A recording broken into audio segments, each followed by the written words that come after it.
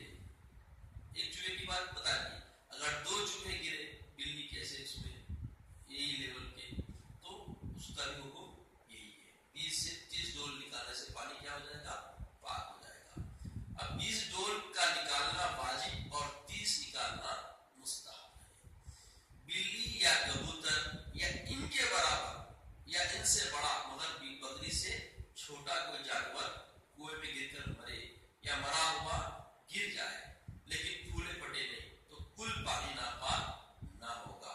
اور اس صورت میں 40 سے 60 ڈول پانی، کتنے؟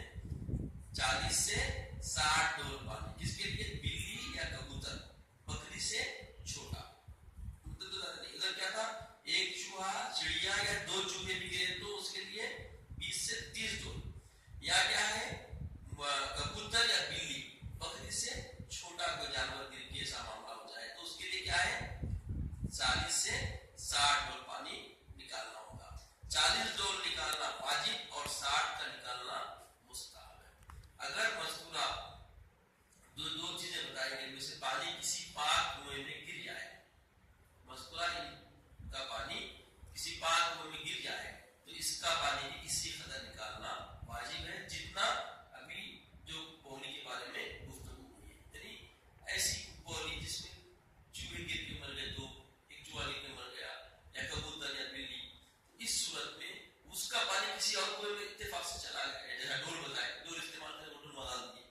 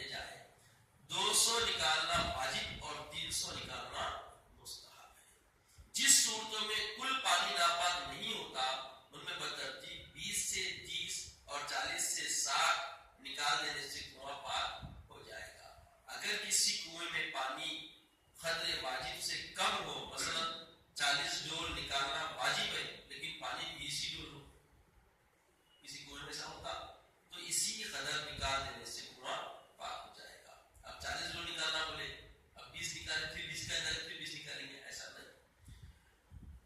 ناپاک کنواں اگر بالکل خشک ہو جائے تب بھی پاک ہو جائے گا، بشرطے کہ اس کو نجاست کا اثر باقی نہ رہے. اب آس پاس بولیاں گرما میں سوکھ جاتی، بعض بولیاں ایسا بھی ہوتی، بارش ہوتے کہ بھرتے، پھر گرما آیا تو گرما میں کیا ہوتے سوکھ جاتے. تو کوئی ناپاک پولی رہی سوکھ گئی، اس کے بعد پھر پانی آیا تو سوکھنے سے کیا ہوگا، ہمیں پوری پاک ہو گئی. اب ڈول کی مقدار، ڈول کا تصور کیا ہونا چاہیے عمومی طور پہ، تو بولے ہر کنویں کے لیے اسی کنویں کا ڈول معتبر ہے، یعنی جس ڈول سے اس کنویں کا پانی بھرا جاتا ہو، جس کو پہلے سے رسی باندھ کے رکھ دیا، ڈول بنا دیے، وہی ڈول اس کا استعمال کیا جائے گا. اگر کوئی خاص ڈول نہ ہو تو پھر وہ ڈول معتبر ہے جس میں ایک صاف پانی آ جائے. اب ایک صاف پانی کتنا ہوگا، بولے 7.25 سیر 9 تولہ 7 ماشے کا ہوگا. 2 سیر 9 تولے 7 ماشے کا ایک سا ہوگا. تو اس لحاظ سے آپ ڈول کو منتخب کریں گے. ڈول کا بھرپور نکالنا ضروری نہیں، اگر نصف سے زائد بھی بھرا نکلے تو پورا ڈول شمار کیا جائے گا.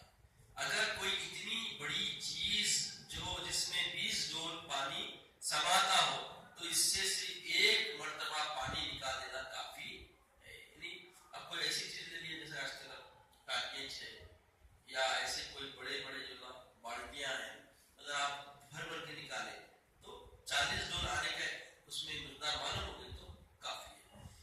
اب اس کے بعد بولے ناپاک کنویں کی ناپاکی کا شمار کیسا ہوگا. ناپاک کنویں کی ناپاکی کا شمار، جو کنواں کسی ناپاک چیز یا جانور کے گرنے سے ناپاک ہوا ہے، اس کو گرنے کے وقت سے، اور اگر گرنے کا وقت معلوم نہ ہو اور جانور پھولا پھٹا نہ ہو تو 1 رات 1 دن پہلے سے، اور اگر پھولا پھٹا ہو تو 3 رات 3 دن پہلے سے ناپاک کہیں گے. یہ بات کیوں بتا رہے ہیں، اس لیے بتا رہے ہیں اب آگے کوئی وضو کیا تو فوری بات میں جو بھی اس سے متعلق مالک ہے اس کے یا جو بھی لوگ ہیں دیکھ رہے بھائی گندا ہوا پانی ناپاک ہو گیا، تو جتنے لوگ پہلے لیے پھر وہ کیا کریں گے، تو بولے اس کے لیے یہ کیفیت دیکھنا ہوگا کہ پھولا پھٹا کیا نہیں پھٹا.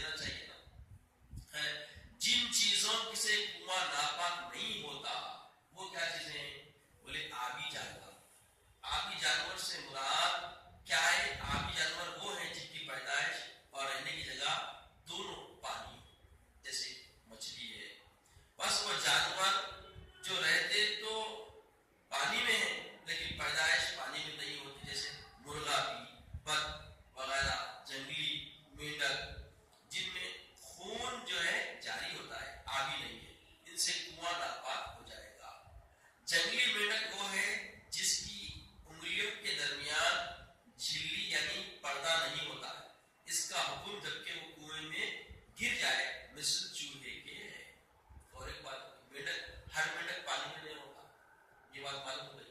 उमर मेंढक पानी में पाए जाते हैं और उसकी पैदाइश पानी की नहीं है। तो दूसरे मेंढक है वे बोलते रहे कि उनके पर जो पैरा होते झिल्ली वाले नहीं रहना, खुले रहे तो पानी के लिए, झिल्ली वाले रहे तो वो पानी के।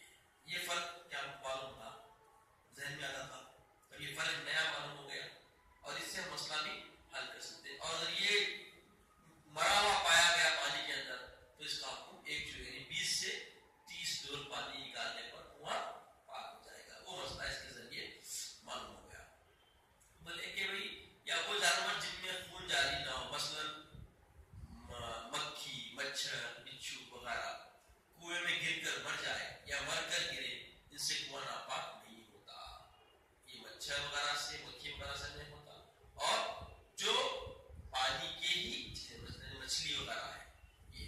अब मेंढक में वो मेंढक बुलाते हैं जिसके पैरों में क्या है, क्या होना, जाली होना। अगर जाली ना हो तो वो मेंढक आबी नहीं है। अगरचे फूला या फट जाए और फूला या फट जाए तो भी क्या है, वो नापाक नहीं होगा। अब इस बारे में, लेकिन इस पानी का पीना मकरूह है। ये पानी क्या है, नापाक नहीं है, वुजू के लायक है, गुस्ल के लायक है, मगर पीने के लायक नहीं है। कई को पाबंद कर रहे हैं, बोलिए पीने के इसलिए पाबंद कर रहे हैं, वो जो फूला फटा से जो जरासीम रह गए पेट में तो बीमारी पैदा हो। देखिए बात क्या है कि बंदगी के लिए जिंदगी में सेहत जरूरी है, सेहत का तहफ्फुज़ भी शरीयत कर रही है। ऊंट या बकरी की एक दो मेंढियां, ऊंट या बकरी की एक दो मेंढियां या मुर्गी और बग के सिवा और परिंदों मसलन कौवे, चील, चमगादड़ वगैरह की पीठ गिरने से कुआं नापाक न होगा। अब यहाँ बताया जा रहा है कि मेंढियां अगरचे नापाक है, लेकिन जरूरत की वजह से इनके खलील को जबकि कुएं में गिर जाए मुआरिफ रखा गया है। अगरचे नापाक है ये, मगर खलील एक दो मेंढियां हो रहे, खैर लगा रहे एक दो मेंढी है, ज्यादा मेंढियां लेंगे तो वो उसका हुक्म फिर जैसा चूहे के उत्तर गए तो चूहे का हुक्म, बिल्ली का चले तो बिल्ली का मुख्तलिफ हो जाएगा। अब फिर इसके बाद बताया गया कि सूअर के सिवा कुल जानवरों की खुश्क हड्डियां या नाखून या बाल गिरने से अगरचे वो मुर्दार हो, कुआं नापाक नहीं होता। सिर्फ सूअर के सिवा उनके नाखून या बाल झटके हवा के जरिए कुएं में चले तो इससे कुआं नापाक ना होगा, बशर्ते के मुर्दार की हड्डी पर गोश्त या चिकनाई ना हो। शर्त ये हड्डी सूखी भी होना, हड्डी क्या होना, सूखी भी होना। और बताया गया कि और ना नापाक चीज होना उसके साथ, हड्डी क्या होना, धूप खा के सूख गई हो तो ऐसे सूरत में कुआं नापाक ना होगा। अगर कुएं के करीब कोई नाला या गड़ा ऐसा हो जिसमें नापाक पानी जमा रहता हो, लेकिन इसका असर कुएं के पानी में मालूम न हो तो कुआं नापाक न होगा। अब इसके लिए अहम बनता रहे कि और अगर असर मालूम हो तो नापाक हो जाएगा। कुएं के बिल्कुल सही से पानी जा रहा, गंदा पानी, असर नहीं मालूम हो रहा तो कुआं पाक है। अगर उसमें बू आने लग जाए, मजा जैसा होता है ना, 3 वर्ष बदल जाए तो इसमें फासले का एतबार नहीं बल्कि असर का लिहाज है। फासला रहने से कुछ भी नहीं होता। अक्सर कराइए जैसा हमारे हाउस में अब कोई पैर ढोक दिया तो जितने बैठने वाले अक्सर लोग और तनखी के निशान मारना चाहिए, क्योंकि उसका अमल कराइयत वाला जरूर है, मगर उससे पानी को असर कुछ भी बोलिए नहीं होता। तो ये फितरत में इसलिए नहीं है हमारी, क्या ये मसले से वाकिफ नहीं है।